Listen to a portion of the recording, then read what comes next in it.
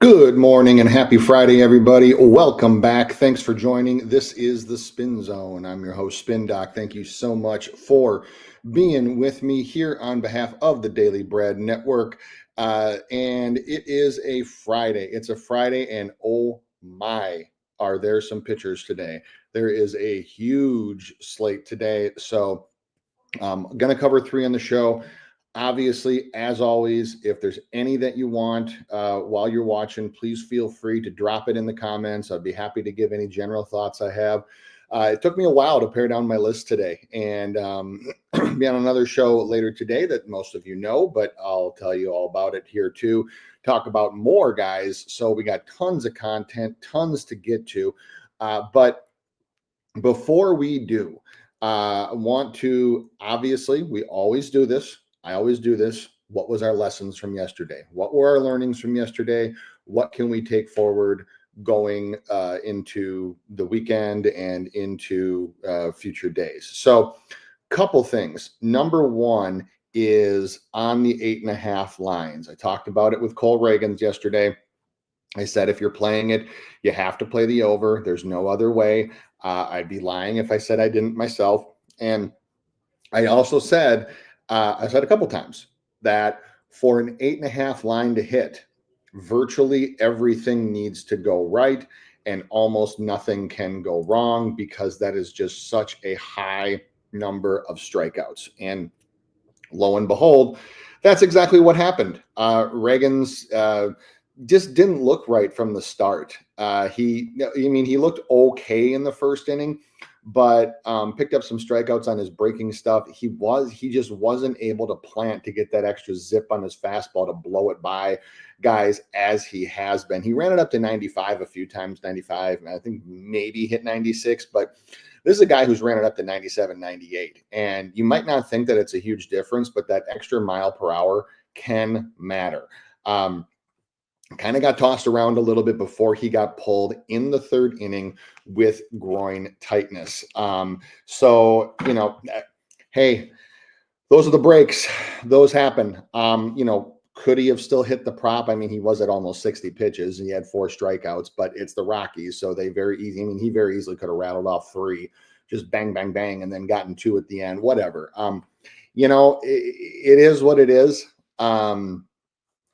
It's as I said yesterday, it's the danger and the risk that you incur, that you assume by playing an 8.5 line, is that it's so high that everything virtually has to go right, or even if not, virtually nothing can go wrong. Obviously, you can't have a guy coming up early in his start with groin tightness and trying to battle through it. Kudos to Reagans. He tried to battle through it and wasn't able to. So, we have another 8.5 guy to talk about today, and you're going to hear a lot about him from me and from my future broadcast partner coming up in a little bit. But just always the risk that you incur, regardless. And not even to say it was a bad play, not even to say that you shouldn't. I mean, hell, I did. So that's just where you're at when you bet those high lines. Just kind of comes to the territory. The other thing is, I did tell you that you can't go under on Garrett Crochet, and actually strongly recommended the over. That hit didn't look like it was going to hit. Garrett Crochet had a very Blake Snell line-ish line. So 5 hits, 4 earned runs, 5 walks, and 9 strikeouts, the latter 2 of which he did not pick up until his very last inning. And he needed 110 pitches, which was a season high, and his high pitch count for quite a while. So Garrett Crochet was kind of all over the place. The other thing, which you're going to hear more about this in a moment, is catchers matter. If you're studying a pitcher, and this is why, one of the reasons, it's not just for who he's facing from a batting perspective, it's who's catching him. I've seen so many times people play props before lineups are released and then being like, well, why is he throwing this? Why is he throwing all over? Why is he doing this? Why is he doing that? It's because he's got a different catcher. or if it's a catcher that's not familiar with him.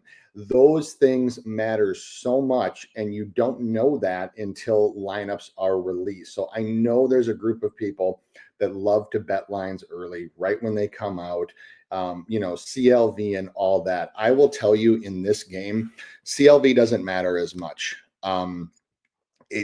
It just doesn't, because the lines are so tight and they move so little from a strikeout perspective. I mean, you might have a guy move from a 3.5 to a 4.5, or a 5.5 to a 4.5, whatever the case might be, right? Maybe a little bit of juice here and there. You don't usually see it where, I got in at plus 110 and now it's at minus 165, right? Unless there's a massive change, which doesn't happen to that frequency. So my advice on that front, would be, you gotta wait to see who he's facing and who's catching him, because Narvaez, I'm sorry if I'm saying this wrong, I did not think called a very good game from the jump. Now, to be fair, Crochet's changeup was all over the place. His changeup was just outside all the time, and he just kept. I don't know why they kept calling it. Talked about this yesterday, is that with the Mariners, you just rear back and you just blast it down the zone because they can't hit it. They're the worst zone contact team in Major League Baseball. But he figured it out. He got there. But the point I'm trying to make here is catchers matter. And we got another guy we're going to talk about where catchers can matter. And then last but not least, a couple other things that I took away here was from Mackenzie Gore. So, you can look at, so in VIP, we actually played Mackenzie Gore's over and we won. We actually won 7, we won 8, because it dropped to 6.5 shortly after the lineup was released, which was the move that I wanted to make it, because I wasn't 100% convinced in the 7.5. I was convinced that he would get 7. So Mackenzie Gore, I talked about it yesterday. He was striking out lefties at an absolutely gaudy 46.9%. And the Orioles decided to run 4 lefties. And of his 8 strikeouts, I believe half of them came to lefties, and most of them were to lefties with decent K percentages. It goes to show you that a pitcher at home who has those type of numbers, pitching can trump hitting when it comes to that. Pitching can trump hitting. Pitching, a guy that is just absolutely blitzing one side of the plate. If you get a number of those guys in the lineup, I told VIP this last night, said if you get Gore at home, you for sure got to look over against a non-divisional opponent. Some of the divisional opponents, like the Mets, have seen him pretty well. There have been a few times where the Phillies have seen him okay. But anyways, non-divisional opponents, especially when they have multiple lefties in the lineup, over is the only way you can look, because he's just that good against them. He just torches them. So those are the things that I wanted to take away from what we talked about yesterday. Before we get into the 3 guys for today, just a couple people in the chat. Mom Who Bets, good morning to you as well, and happy Friday. Thank you so much, as always, for joining and trying to rob FanDuel, as we all are. Good morning to you as well. Appreciate you guys being with me today. So the first pitcher, I just talked about this. I just talked about the 8.5 lines. Well, let's talk about an 8.5 line. Logan Gilbert just absolutely lights out this year, striking people out at a 38% clip. That's probably not sustainable for a whole season, but my goodness, does this man look good. Against the Marlins, he gets him first pitch at 9:40 Eastern time, 8.5. Plus 110, with the under at minus 145. All right, so let's first talk about, I'm going to bring up the swing chart here, so for everybody to have a visual about some of the stuff that I'm talking about. But let's first talk about Mr. Logan Gilbert and why he is doing so well from a strikeout perspective. So Logan Gilbert changed up his pitch mix a little bit this year. He's going a little bit more four-seam fastball. His fastball averages 96 miles an hour. That's right about where it has been. His spin on his fastball is up. His velo on his slider is about the same, and his main out pitch is a splitter. And when that thing is working, that thing is just disgusting. It has no spin at all. 762 RPMs. For a comparison, a normal fastball and slider have like 23 to 2,800 RPMs. So when you think about that, 762, I mean, it's kind of like knuckleballish, but it just comes in at 82 miles an hour on average, and it just dies on our clock. The awesome thing about Gilbert with his slider is his slider works around the clock. I always talk about the clock perspective, right? All the way around. There is not a place in that zone, inside or out, that Gilbert won't throw his slider. He runs his fastball up in the 12-1 range, and then he runs a curve in down here in the 7-8 range, and then his splitter works on the opposite side. So he works around the clock, and he throws every pitch to every hitter. There is nothing he won't throw. I talked about some guys that, for example, some lefties that don't throw changeups to lefties. It's not, or I'm saying that don't throw changeups to righty. That's not the way we do it here, right? Logan Gilbert throws every pitch to everybody. Now, you look at his history and you see to the 8.5, he's got 8 once, he's got 9+ twice, and 7 twice. Now, those 2 7s were against divisional opponents that have seen him pretty well. So the Rangers and the Astros, they were at home, but they are 2 teams that have seen him very, very well over his career. The 2 non-divisional opponents, being the Blue Jays and the Tigers, were the 2 that he absolutely just torched for 10 and 9. His outs are set at 18.5, which is what they usually are. His hits are set at 4.5, which is what it usually is. Walks and earned runs all at where they normally are. So what he's doing this year as compared to previous years is that he is making people miss a ton more in the zone. So Logan Gilbert throws in the zone 49.6% of the time, slightly above pitcher average, but his zone contact is all the way down at 74.1. That's the lowest mark of his career. This is a guy who's averaging 80 for the entirety of his career. So you go down and you look at the Marlins, and what do you see? Well, look at that. You see a whole bunch of lack of zone contact, 83.5%, one of the worst marks in baseball. In fact, only a couple teams are worse. One of them was his opponent. Mariners have been better lately, but Marlins, one of the worst zone contact rates in Major League Baseball over the last 2 weeks. Their projected lineup is 5 lefties, 4 righties. That's a little on the, not concerning, but it's something to pay attention to. And the reason why that is because Gilbert is striking out lefties this year at 25%. He's striking out righties at, get this, 46.9%. My God, that's like the same number Gore had for lefties. So, obviously you would think that a team would want to load their lineup up with lefties, but some of the lefties and some of the teams that he has faced, because you got to give Gilbert credit here, because you have the Jays, the Rangers, the Astros, and yes, the Athletics this year. All of them are top 10, or I think top 10 or 12 in lowest strikeout rate against right-handed pitching.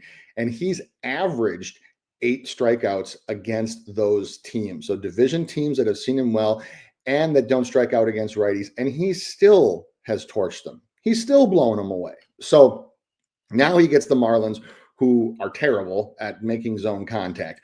You go and you look at the lineup, and even though there is 5 lefties, I go and I look at those lefties, and I see that Hicks has good zone contact. I see Mervis's zone contact is terrible. Stowers is always a strikeout waiting to happen. Jesus Sanchez is below average on zone contact.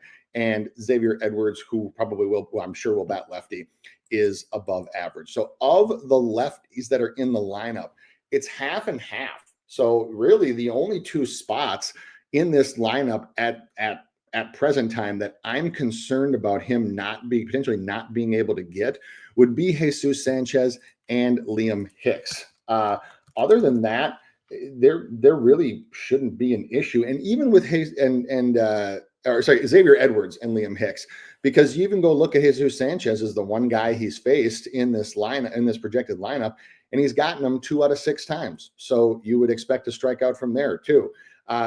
This is set where it is supposed to be set.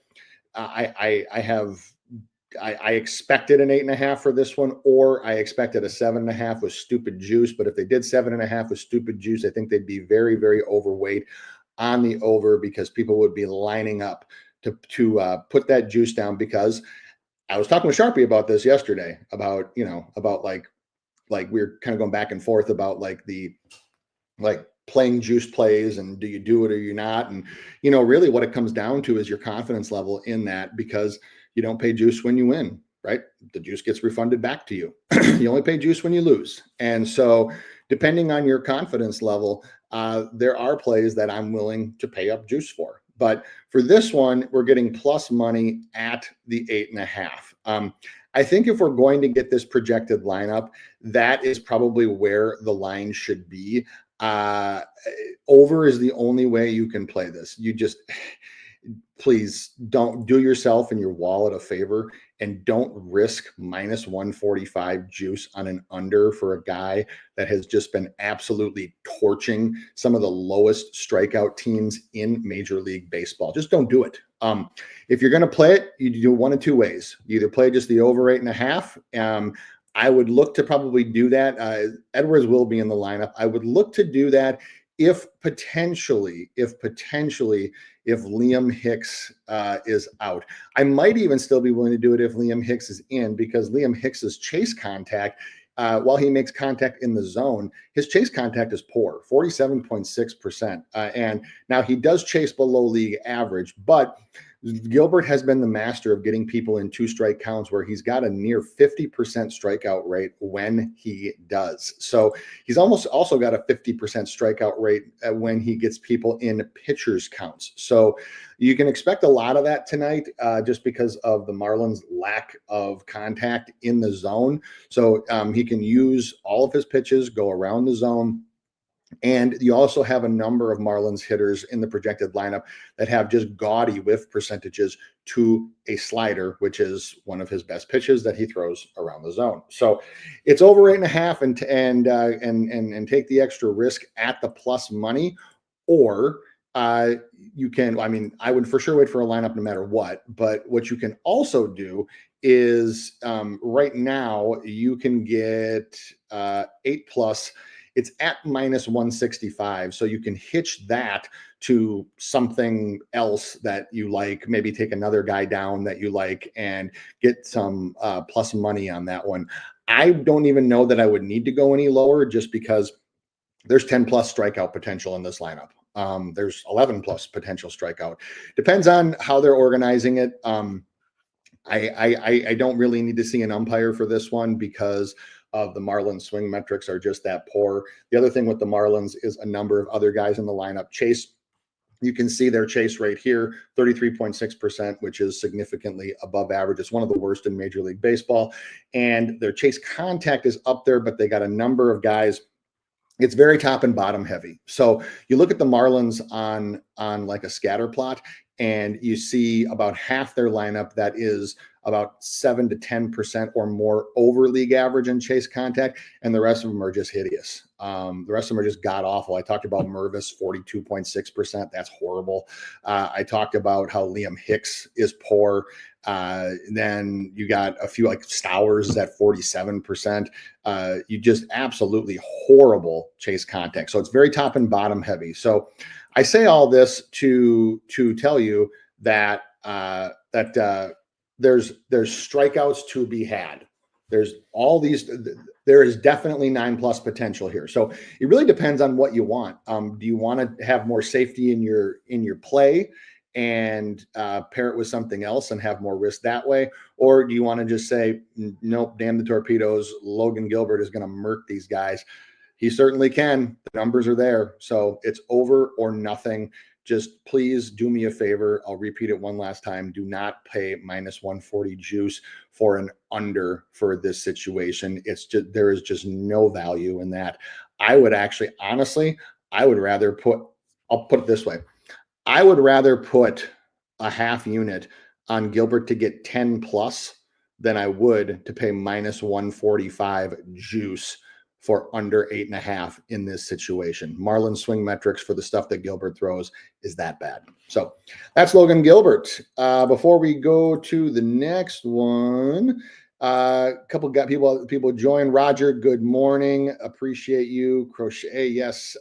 It was dicey for a while. I watched almost the whole game. I watched this whole start. I was wringing my hands for a little bit when he kept snapping the ball. When Narvaez kept throwing, trying to get him to hit outside those stupid outside corners that Wegner wasn't giving him anyway. I just I just kept telling VIP too. I'm like, just rear back and throw 96. They can't hit it. And then he reared back and threw 96, 3 straight pitches and struck out. I think it was a Rose Arena at the time. I'm like, see, like that. It's a simple concept, but glad we cashed. Mario, good morning. Happy Friday to you as well. Always appreciate you being with us.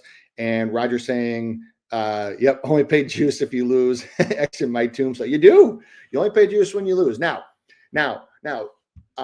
that's why I always tell people to be strategic about when you put juice at risk, because it depends on your confidence level in the play. Like, for example, we just talked about Logan Gilbert. I would have no confidence, none, virtually none, in putting up minus 145 juice for under 8.5. That's why I said I would rather just take the plus money and put a half unit on like 10 plus, or I mean, hell, even the normal line at 8.5 at 9 plus than I would to put it on a minus 145 in this situation, even though the line is sky high. So I always am much more willing to put the risk in the number of strikeouts or the number of things or the play itself versus putting the juice at risk.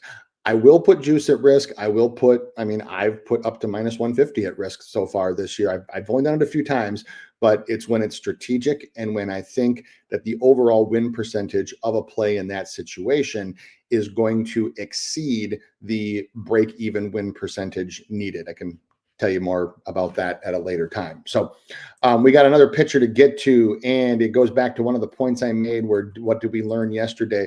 Mr. Paul Skeens, everybody's favorite pitcher to start the year, but the strikeouts haven't been there. They've been there in spots, but they haven't been there. So let's talk about Paul Skeens. 25.4% strikeout percentage. He gets the Dodgers. This game is at 10:10 p.m. and we're getting an over 6.5 at even money and an under 6.5 at minus 128. Okay. So when I said catchers matter, okay, I meant catchers matter, and here's why. So last year, granted, there wasn't as much scouting on him and there wasn't as much film and et cetera, et cetera. Last year, Paul Skeens was caught by Yasmani Grandal in 20 games. That was his guy. That was his catcher.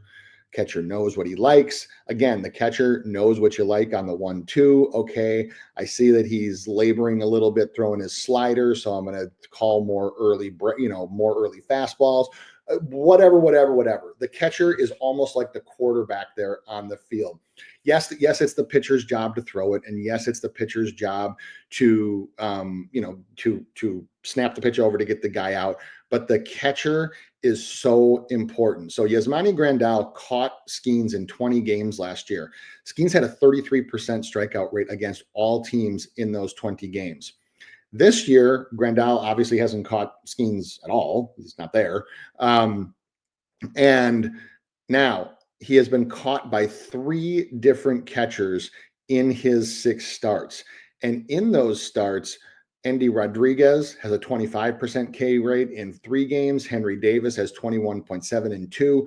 And Joey Bart has a 35% K rate in 1 game. 1 game's too small of a sample size. I mean, 2 kind of is too. But what I'm saying here is that I'm not chalking up the fact that Skeens isn't striking out like 9-10 on the regular only to the fact that he doesn't have his catcher this year. but it's a really, really important thing. And especially for a younger guy and a guy that's only in his second full season, or second season, it takes a while. It takes a while to build rapport with these catchers. And it takes time on the catcher's part too to know, like, okay, he doesn't like to throw the splitter on this, but he does like it. Like all that muscle memory. Playing musical catchers, which like the Pirates are kind of doing now. I think trying to feel out like what he's going to be most comfortable with. That matters such a big deal. And so right now, Bart is projected to be the catcher for tonight. Whether or not he will be, we will see. Again, small sample size, but the 35% is 35%. So, but Skeens gets the Dodgers, and let's look at Paul Skeens from a metrics perspective. So, there's nothing wrong with his four-seam fastball. It's averaging 98 miles an hour. He averaged 98.8 last year, but when you're up in that range, 98, 98.8, 99. It's all the same. It's all a blur. So nothing fundamentally wrong with his fastball. Now, the one thing that Skeens is not throwing as much this year, which he did last year, is his curveball. He threw it almost exclusively to lefties. He threw it 10.8% of the time, only down at 3.2% this year. He's throwing his changeup a lot more to lefties. And that changeup has a very, very poor batting average because opponents are only hitting 125 off of it, but it does not have a great put away rate. Last year, the curveball had almost a 25% put away rate, which is the pitch that he actually uses to get the strikeout. This year, the changeup, which he's using more, has a 13% put away rate. Now, he's still using his splitter and he's still using his sweeper about the same as they were last year, but it's the changeup to curveball ratio to lefties specifically that has been the difference. Now, Skeens does not operate all the way around the clock. He operates primarily on the edges here and here. So a lot of his breaking stuff does operate in the 11 to 8 range on the clock, and his fastball and his sinker, which again, a sinker is either a sinking fastball or it's a two-seam fastball. It's one of the two. Operate over here in the 1 to 3 range. So he gets the Dodgers, and the with Skeens this year, what is really different from last year is because he's still getting guys to chase as much as they were last year. It's just that they're making contact a lot more. Part of that has to do with the changeup to curve change. Whenever you change that, especially when you're a young guy, you're going to get something approximating this for at least a few starts. So his chase contact allowed is up at 61.4% for pitchers.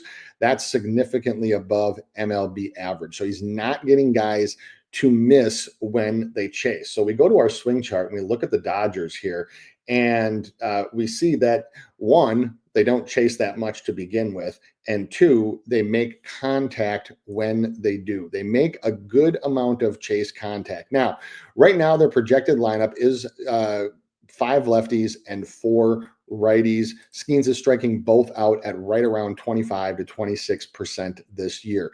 So I go and I look at the chase contact rate, and there's a few guys that are obviously going to have great chase contact rate, like Mookie Betts. That's just like a given. But then there's a few other guys that don't have great contact rates when they chase. Max Muncy is one of them, even though he doesn't chase very much.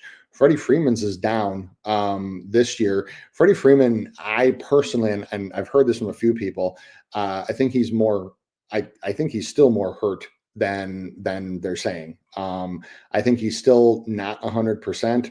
But then you have other guys in the lineup like Conforto, and I believe Edmonds league average, but Conforto is way down there at 43.9%, and a few others that are slightly below league average. So this is a Slight lean for me on the under just because of the lack of chase. Because then that means that Skeens will have to attack the zone a lot more and will have to try to get them to miss a lot more in the zone. Dodgers overall as a team under league average over the last few weeks in in zone contact rate. My question though is who's going to be catching him and what are they going to call? So I'm going to wait till the lineup is released, and this is why you should too, because I want to see who is catching him and I want to see what type of game that they've been calling when they've caught him this year. Because again, he's used 3 different ones. Last year was easy. It was very easy to see what Yasmani Grandal was going to call. I also would not be opposed if he used his curveball a little bit more to the lefties tonight. If you're the left projected lefties in the lineup, which as of right now, Ohtani, Freeman, Conforto, Muncy, and Edman. Edman's a switch hitter, but he'll bat left. So a few of those guys have some pretty decent whiff rates to curveballs, but not so much to changeups. So there's a lot up in the air right now with Mr. Skeens. If you gave me a free play right at this moment, I would lean on the under just because of their lack of chase and because of some of the high chase contact rates. But I do want to see lineup, and I also want to see lineup construction, and I want to see lineup construction for the Pirates because, again, I want to see who's going to be behind the plate. I want to see who I want to see who's going to be captaining Skeens today and how they called him the last time they had him. So, last but not least, the other side of that game, Mr. Yoshi Yamamoto, K'ing people at a 35.2% K rate, gets the Pirates. This game is obviously at the same time. And Yoshi is the opposite. Yoshi is over 6.5 at -145, and the under is at plus money. So we're getting Yoshi for this one, and so far this year he's averaging 7.6 Ks per game. To the 6.5, he is 3-2. His only 2 misses have been on the road. He's hit 10 and 9 against the Tigers and the Cubs, who have actually been really, really tough to strike out. You see him all the way up at number 1 on the swing metrics chart over the last few weeks. So at home, he's been a lot better. So this is a normal, and I say regular start for Yoshi because as a Japanese pitcher, he typically pitches every 7th day instead of every 5th day. And the Dodgers have been pretty fanatical about adhering to that ritual and giving him that because of the depth of their rotation. Hits, walks, earned runs, and outs, everything is pretty much right on the line for what it has been for Yoshi. Now, Yoshi, as you would expect from a Japanese pitcher when you think about like Yu Darvish or guys like that, he's got a wide array of pitches. The splitter is pretty much a staple of Japanese pitchers these days, but four-seamer splitter, curveball, cutter, sinker. Every now and then he'll mix a slider in there. It says he's throwing a sweeper this year. I think that's probably just more like a slider. But anyways, wide array of pitches, fastball that averages 95. I mean, he is your prototypical Japanese pitcher. Now, the splitter is what gets guys. And the splitter is getting a gaudy 51.4% whiff rate, and he's striking guys out. The put away rate is 28.2%. That's really, really solid, especially for a guy that has thrown this 30% of the time and pretty normally to both righties and lefties. So from a contact perspective, Yoshi is operating in the zone, slightly under pitcher average, but he gets guys to chase. And when guys chase, they whiff against him. 39.7% chase contact. That is just ridiculous. That splitter and the curveball. When you get set up in a pitcher's count against this man, against a fastball, you are in deep trouble. So you need a team that is going to not make contact when they chase. So we look at the Pirates and we see kind of a dichotomy here. They don't chase very much at all. And this is pretty true across their lineup.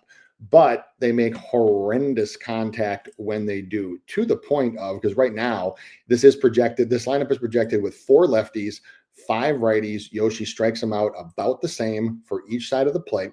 And you look at the chase rate across this lineup, and you only see a few guys that are above league average in chase. I think that you have, I see a few guys. I'm not sure this will be the final projection. The projected one will be the final lineup, but you do see a few guys that have decent chase, but then most of the rest of them do not chase. So this is one where I would have a lean on the over because of how dominant Yoshi has been at home.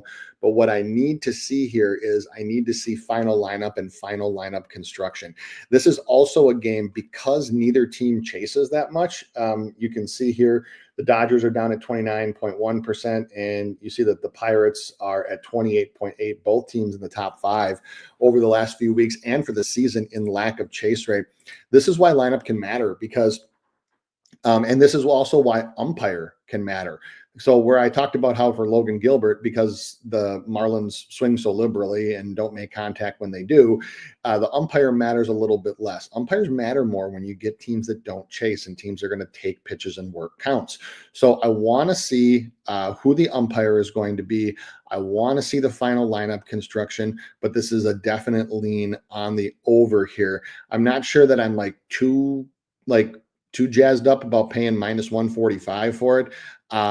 Might just see what this thing does.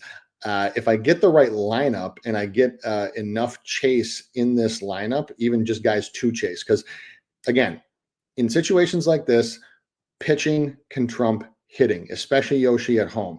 So if I get guys that are going to chase more than half the lineup above league average, what I'm looking for is I actually might even be looking for like an 8+, because with the right lineup, he can hit him for an 8-pack. He can hit him for 8. He can even potentially hit him for 9. That's not something that I'm actively looking to go on at this moment, but I do need to see a lineup and an ump.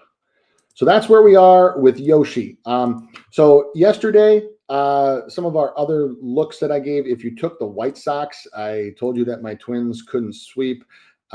Sadly, I was correct about that. They did not. So you got a nice plus price on that one. A couple ones that I see that have some value tonight is that even though it's juiced, it's very slightly juiced. The lines actually say that old man Grandpa Verlander is going to have a decent start. So Giants first 5 money line makes sense. Giants full game money line makes sense. The other money line, if you're looking for a dog to play for tonight, I think that the Nationals are a place to potentially look at home at plus 152. Not something I would put a bag on, but you can put it in parlays. And I think that was it from a money line perspective. From a totals perspective, the one that I was looking at, I was even looking at the under for the Rangers and the Giants. Because Eovaldi has been pitching quite well. Verlander, line say is going to have a good game, so the under 7.5 works for that one. And then the other one is out in Kansas City with I don't know if you saw it, but Seth Lugo's outs prop is at an absolutely gaudy 19.5. I don't know if I've ever seen a 19.5 before, maybe once or twice, and it might have been from either him or Logan Webb, but a very, very, very high outs prop for Seth Lugo. And earned runs stayed the same. So that indicates to me that there's probably not going to be a ton of runs scored. The Royals offense has been overall pretty anemic lately. So the under 7.5 works for that. Those are some other looks and leans that I had. Just wanted to give one quick shout out to Flow Creator because I see he joined late. Good morning and thank you for joining.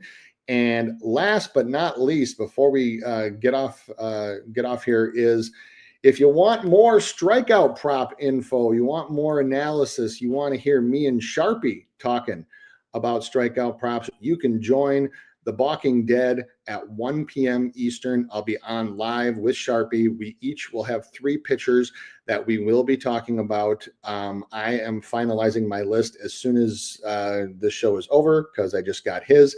And we'll be talking about all things strikeouts with those guys. So if you follow Sharpie's Bets or you follow me, you will see it come up on our feed. That's at 1 p.m. Eastern live. So All right. Thank you, everybody, for joining. Thank you for those in the comments. I appreciate y'all. Please, if you haven't, make sure that you give this a like, give it a share, like it on YouTube.